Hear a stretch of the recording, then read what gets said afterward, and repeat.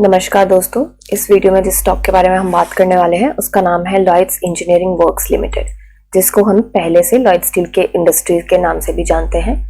ये स्टॉक 46.90 के प्राइस पे ट्रेड कर रहा है एंड मार्केट में इसने 2.19% का डाउन मूव दिया था। मार्केट कैप है इसकी 5,368 करोड़ की, प्रमोटर होल्डिंग 57.40 है, बुक वैल्यू 2.29 है, डिविडेंड यील्ड इसकी 0.21% है एंड फेस वैल्यू 1 है। फंडामेंटल वीडियो मैं ऑलरेडी बना चुकी हूँ, प्लेलिस्ट में ऐड कर दूंगी, आप देख सकते हैं।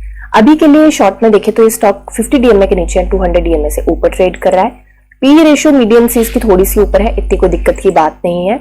सेल्स एंड मार्जिन की बात करें तो ग्रॉस प्रॉफिट मार्जिन बिल्कुल हिला हुआ है, अभी थोड़ा सा डगमगाया हुआ है and sales quarter on quarter increase हो रही है। अभी चलते हैं इसके चार्ट पे यहाँ पे हम देख सकते हैं कि इस कैंडल में कितना सेलर्स का यहाँ पे दबाव देखा गया है। वैसे भी यहाँ पे अगर देखें पहले से भी तो इस रेजिस्टेंस पे पहले भी शॉर्ट किया गया था, यहाँ पे भी शॉर्ट किया गया है, यहाँ पे भी शॉर्ट किया गया है, तो उम्मीद तो थी कहीं ना कहीं कि यहाँ पे ये रेजिस्टेंस इसको काफी भारी भरकम फेस करनी पड़ेगी। हालांकि इसने मूव देने की काफी अच्छी कोशिश करी, पर जैसा कि मैंने पहले वीडियो में बोला था, जब ये इतनी यहाँ पे अपर सर्किट लगा था तब भी मैंने बात बोली थी कि निफ्टी जो है अपने रेजिस्टेंस से अभी निकली नहीं है, तो स्टॉक मार्केट में वॉलिटिलिटी तो उसके चलते देखी ही जाएगी। ऐसा नहीं है कि अप मूव नहीं देखे जाएंगे, ऑफ कोर्स देखे जाएंगे, बहुत सारे स्टॉक्स में देखने को भी मिले हैं काफी अच्छे अप मूव, बट वॉलिटिलिटी तो रहेगी ही।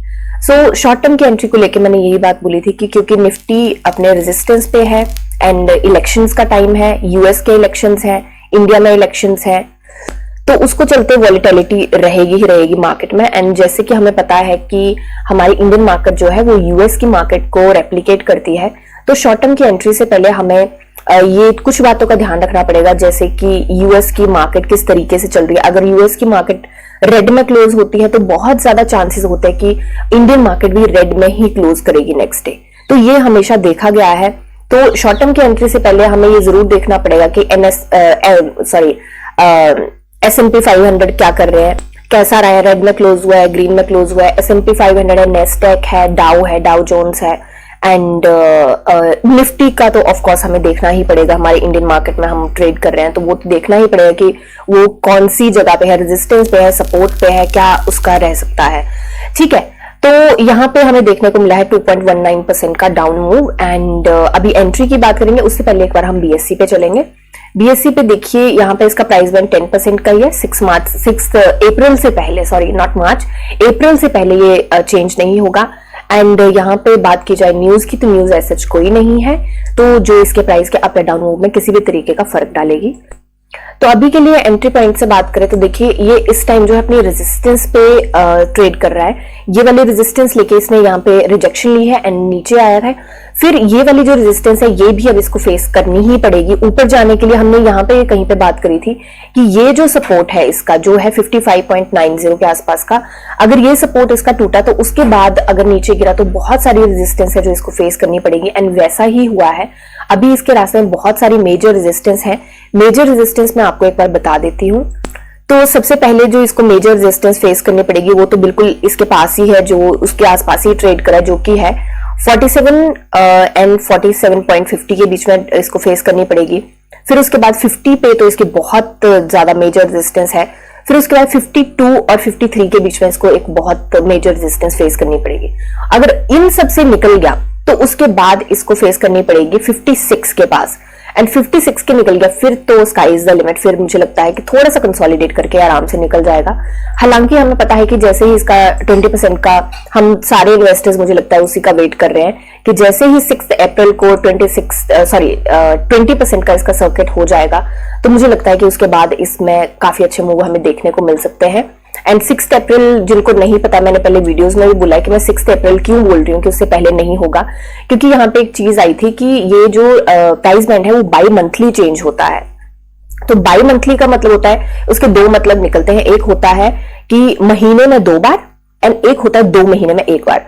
अब 2 महीने में 1 बार का कॉन्सेप्ट इसलिए कि जो मुझे लगता है कि हिंदी से थोड़े से ज्यादा जुड़े हुए हैं उनको ये चीज पता चलेगी कि हिंदी में अगर बाई मंथली को निकाले तो उसमें होता है 2 माही, उसका मतलब। तो अगर हिंदी मीडियम से कोई पढ़ा और मेरी वीडियो देख रहा है, मैं हिंदी मीडियम से पढ़ी हूँ, तो इसलिए मुझे वो बात पता चली कि हमारे एग्जाम्स होते थे 6 माही 9 माही।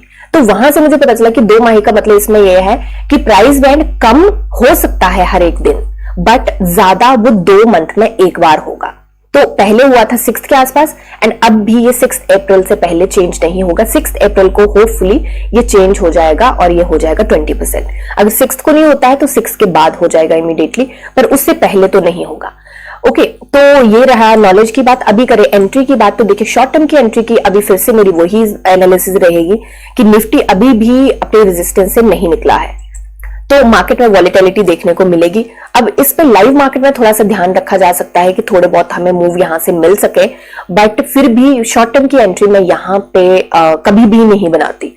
लॉन्ग टर्म की एंट्री में डेफिनेटली यहां पे बनाती, क्योंकि मुझे लगता है कि इस रेंज से निकलने के बाद मुझे लगता नहीं है, क्योंकि 6 अप्रैल भी पास ही आने वाला है, एंड मुझे लगता नहीं है कि उसके बाद हमें इस एरिया के, अगर ये यहां से एक बार निकल गया तो मुझे लगता है कि इस एरिया के आसपास हमें दोबारा ये स्टॉक यहां पे देखने को मिलेगा। तो हो सकता है मैं गलत हूं, बट ये मेरी सिर्फ एनालिसिस है जो मुझे लगता है। तो अभी के लिए वैसे भी यहाँ पे सारे प्रमोटर्स एंड ऑल ने, मेरे को लगता है बहुत बड़ी बिग फिशेस ने यहाँ पे अकोमोडेट करना चालू कर दिया होगा, क्योंकि इस प्राइस पे तो ये बहुत, मतलब मुझे लगता है बहुत ही ज्यादा डिस्काउंटेड प्राइस पे ये स्टॉक मिल रहा है। एंड वैसे भी अगर इसके सारे काम देखे जाए और बाकी सारी चीजें देखे जाए तो बहुत अच्छे काम है इसके। जो इसने अपना नेम भी चेंज किया था, वो भी मैंने आपको बताया कि इसको डिफेंस के ऑर्डर्स की वजह से इंजीनियरिंग अपना नाम डालना पड़ा उसमें, क्योंकि जो लॉयड स्टील इंडस्ट्रीज था वो बहुत सारे क्राइटेरिया है जो उनको फुलफिल नहीं कर रहा था, तो नेम चेंज हुआ तो ये बहुत सारे क्राइटेरिया को केटर कर सकता है अब, तो ये भी एक चीज है। तो शॉर्ट टर्म की एंट्री मैं यहाँ पे बिल्कुल नहीं बनाती, लाइव मार्केट में नजर रखती, एंड लॉन्ग टर्म की एंट्री तो मैं यहाँ पे डेफिनेटली बनाती। एंड लॉन्ग टर्म की एंट्री की मैं बात करी हूँ कि मुझे लगता है पहले तो देखिए जब यहाँ पे स्टॉक था और उम्मीद थी यहाँ से निकल जाएगा, तब तो हमें ये था कि दो महीने के अंदर अंदर हो सकता है कि इसके देखे जाए, पर अब ये है कि इलेक्शंस भी हैं, वॉलेटिलिटी डेफिनेटली देखने को मिलेगी, बट प्राइस बैंड इसका 20 होते ही, जो कि अब बहुत बड़े बड़े एनालिस्ट ने भी ये चीज बोली है कि इसके 85 के टारगेट तो बड़े अराउंड 85 और 90 एंड 100, मतलब 85 और 100 के बीच में ये ट्रेड करता हुआ दिख सकता है बहुत जल्दी, जैसे इसका प्राइस बैंड 20% हो जाएगा। तो ये मेरी एनालिसिस है, and rest buy sell hold की कोई रिकमेंडेशन नहीं है। आप अपनी एनालिसिस कीजिए, जानिए समझिए पढ़िए और फिर इन्वेस्ट करिए। मिलते हैं नेक्स्ट वीडियो में, तब तक के लिए शुक्रिया एंड हैप्पी इन्वेस्टिंग।